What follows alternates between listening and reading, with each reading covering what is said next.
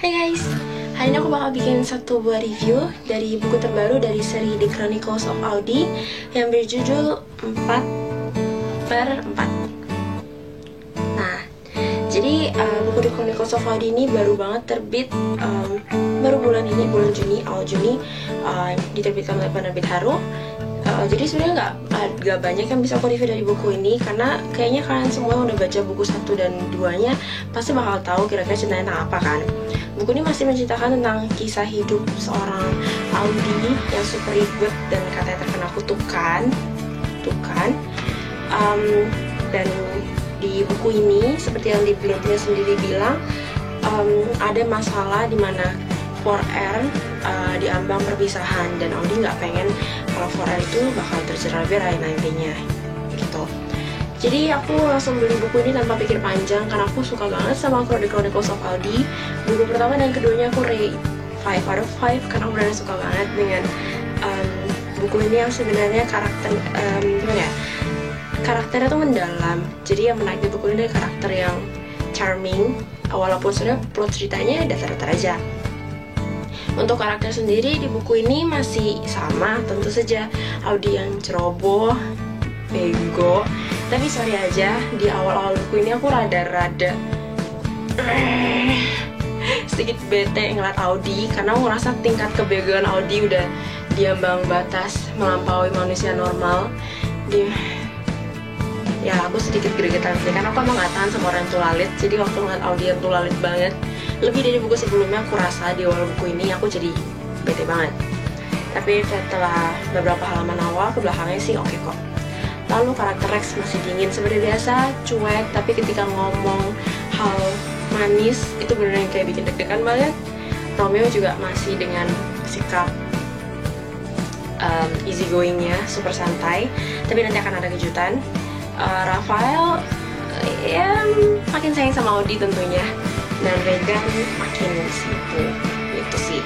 Jadi dari buku ini sendiri aku kurang suka dibandingkan seri-seri sebelumnya sebenarnya, karena yang kulihat dari seri Audi itu emang ceritanya kan datar karena hanya berdasarkan kisah hidup seorang gadis biasa.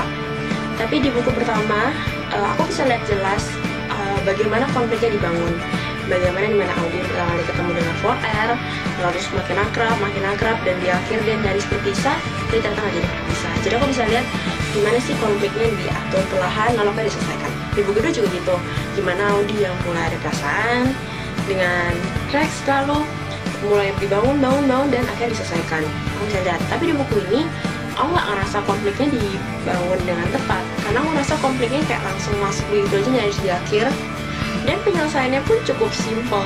Jadi aku rasa kalau misalkan dibangun dari awal mungkin lebih bagus, karena aku dari awal merasa ya datar aja seperti kisah Audi datar seperti biasa.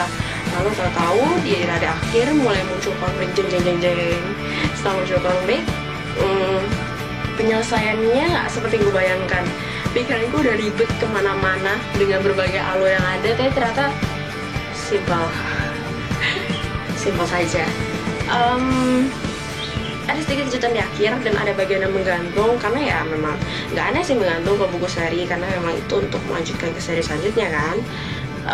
Hanya saja aku termasuk berpikir kalau buku ini sebenarnya mungkin kalau dihilangkan nggak akan memberi pengaruh besar.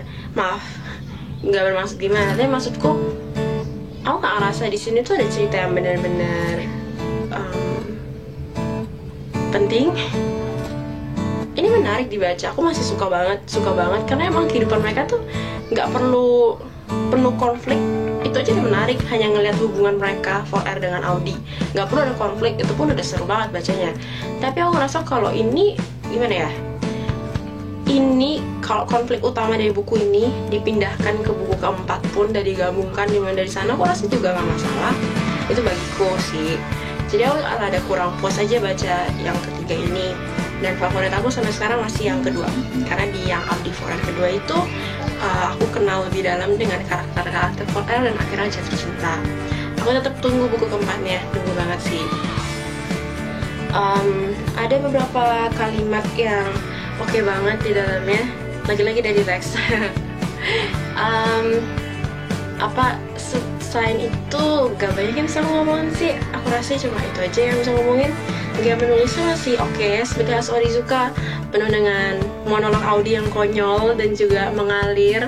Jadi dibacanya mudah dan seru banget bacanya, sekaligus ngakak habis. That's all for the review. Surprisingly ternyata singkat banget reviewnya, gak bisa ngomong banyak karena emang cuma ya begitu aja. Okay, so that's all from me. Don't forget to subscribe, like this video, and comment kalau misalnya kalian mau aku review buku lain atau mau tukar pendapat seputar Audi 4/4 ini. Bye, happy reading!